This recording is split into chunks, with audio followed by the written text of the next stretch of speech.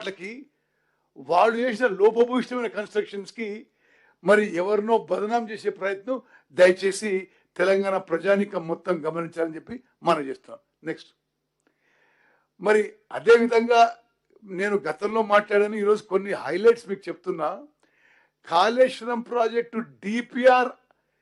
DPR ఆమోదం కాకముందే, DPR submit కాకముందే వాళ్ళ కక్కుర్తి ఏ స్థాయిలో ఉందంటే ఆల్రెడీ కాంట్రాక్ట్లు ఇచ్చేసిండ్రు. కాంట్రాక్టర్లకి అగ్రిమెంట్ సైన్ అయిపోయింది. కొన్ని వేల కోట్ల ఖర్చు పెట్టిండ్రు. అది వాళ్ళు కాళేశ్వరం ప్రాజెక్టు కట్టిన తీరు.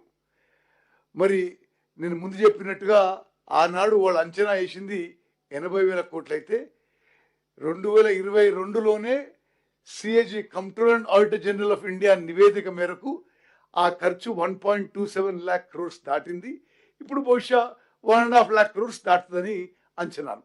నెక్స్ట్ మీరు ప్రాణహిత చేవెళ్ల ప్రాజెక్టు తుమ్మడి ఎట్టి ఏదైతే మనం కాంగ్రెస్ వాళ్ళు కట్టదలుచుకున్నారో దానికి కాళేశ్వరం ప్రాజెక్టు మీరు చూడని తేడా. విద్యుత్ డిమాండు ప్రాణహిత చేవెళ్ల కట్టి ఉంటే సంవత్సరానికి 3,466 మెగావాట్ల అది ప్రాజెక్ట్ నడిచేది. కాళేశ్వరం ప్రాజెక్టుకి 8,450 మెగావాట్ల మరి కరెంటు ఉపయోగించే ప్రణాళికతో ముందుకు పోయినరు. Controller and auditor general of India ఒక మాట చాలా స్పష్టంగా మీరు అందరు గమనించాలి, యావత్ తెలంగాణ ప్రజానీకాన్ని గమనించాలి.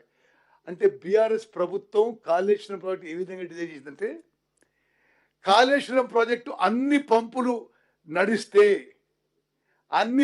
నడిచే టైంలో మొత్తం తెలంగాణ రాష్ట్రం తత్తిమ పవర్ కన్జంప్షన్ విద్యుత్ ఉపయోగం ఎంత ఉంటుందో కాళేశ్వరం ప్రాజెక్టు అంత ఉంటుంది. అదంటే ఇది controller and auditor general of India specific అయిన రిపోర్ట్లో మెన్షన్ చేసిండు 2022. ఇదేం ప్రాజెక్ట్ డిజైను? ఒక్క ఇరిగేషన్ ప్రాజెక్ట్కి మొత్తం రాష్ట్రంలో ఎంత పవర్ కన్జంప్షన్ ఉందో ఒక్క ఇరిగేషన్ ప్రాజెక్ట్కి అంత కన్జంప్షన్ అని చెప్పి వాళ్ళు చెప్పడం జరిగింది.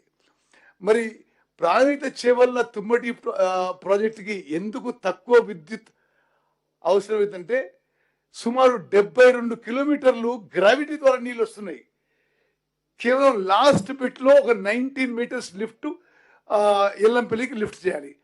నేను మన ప్రభుత్వం తరఫు నుంచి ముఖ్యమంత్రి రేవంత్ రెడ్డి గారు, ఉప ముఖ్యమంత్రి భట్టి గారి తరఫు నుంచి కూడా ప్రకటిస్తున్నా, ఈ టైంలో మేము ముఖ్యమంత్రి గారు నేను ఒక 3-4 రోజుల్లో తుమ్మటి ప్రాజెక్ట్ పరిశీలన చేయడానికి కూడా పోతున్నాం.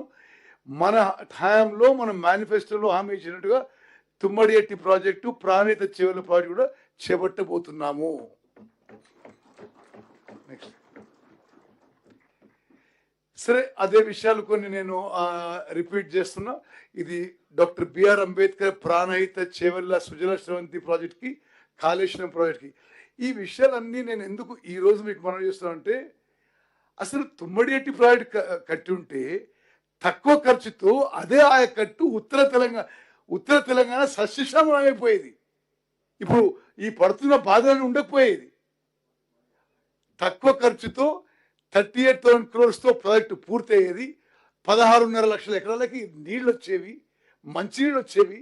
మరి అన్ని విధాలుగా తెలంగాణ రాష్ట్రానికి మేలు జరిగేది.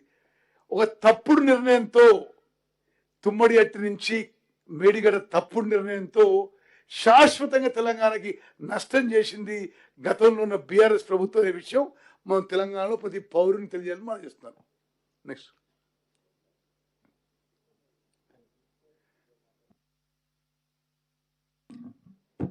అందరికీ నమస్తే అండి. నా పేరు శ్రీనివాసు, జాయింట్ సెక్రటరీ టెక్నికల్. ఇది యాక్చువల్గా మీకు ఈరోజు ఈ పాత విషయాలన్నీ